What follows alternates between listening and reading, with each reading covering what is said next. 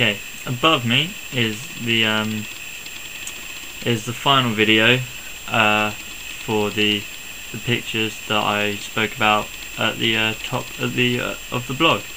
I think generally it's quite a success. It's quite short because obviously it's just testing the waters, but I think it went well and quite clearly draws similarities to the work I have been looking at on my artist research page. I think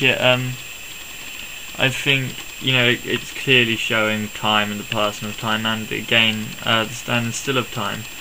I have been running into a few issues with frame rates and editing software, and I'm going to post videos about them. Originally I made all of these videos in 10 frames per second, as that is sort of an industry standard for this kind of thing. But after watching them back, not so much with this one but with others where you get cloud movements and more particular movements, I started to realise that maybe 10 frames per second wasn't quite what I wanted, and I possibly wanted more frames per second to get a smoother, faster moving image. So that's what I did, and in the end I decided to make it 12 frames per second instead of the kind of industry standard of 10, just to give it a slightly smoother and better polish. Okay, underneath me, so further down this page, again are two images from the next scene that I took. The one on the left being the unedited one from the unedited contact sheets, and then the one on the right being edited and as part of the images that you will see below when you flick through all of the images.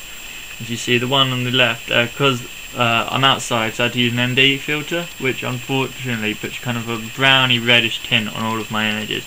So one of the first things I did is brought up the blues and brought down the kind of reds and added a bit of a colder tint to the image, because as you can see the image on the left is very warm, the one on the right is colder and more realistic looking. So brought back some of the whites and the light details and made it a bit more blue.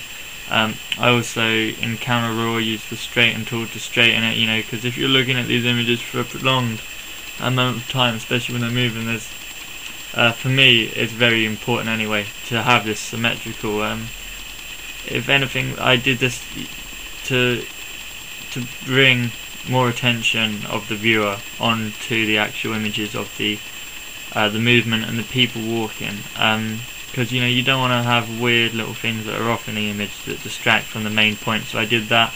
I cropped it slightly, and I also played with the curves tool and made shadow detail a bit better, brought the white, fully made it a bit whiter as well, the whole image.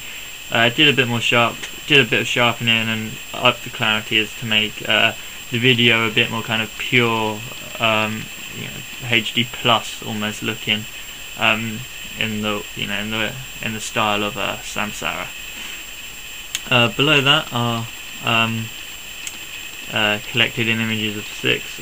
All the images I took for this scene at the Champerfield Shopping Centre. I decided to shoot here again because you've got some nice, kind of scene. There's lots of straight lines going down, and again cross, making for a very nice and interesting, a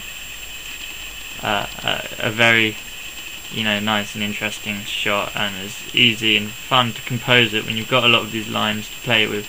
Again, you've got a small road running in front of it with cars and other things going through, but I mainly chose to use this because you have a lot of people going in and out, and because of the longer exposures, the doors don't really move, and it kind of shows them almost as ghosts, and it shows the passing of time and how almost this shopping centre just kind of eats up and spits out these people just mindlessly shopping and walking through. And obviously that isn't to do with the main idea, but that is I feel like that is what this kind of example of time is showing in a more kind of consumerist way, and how consumerism is a huge part of most people's lives without even really realising it that much, and it can just devour people.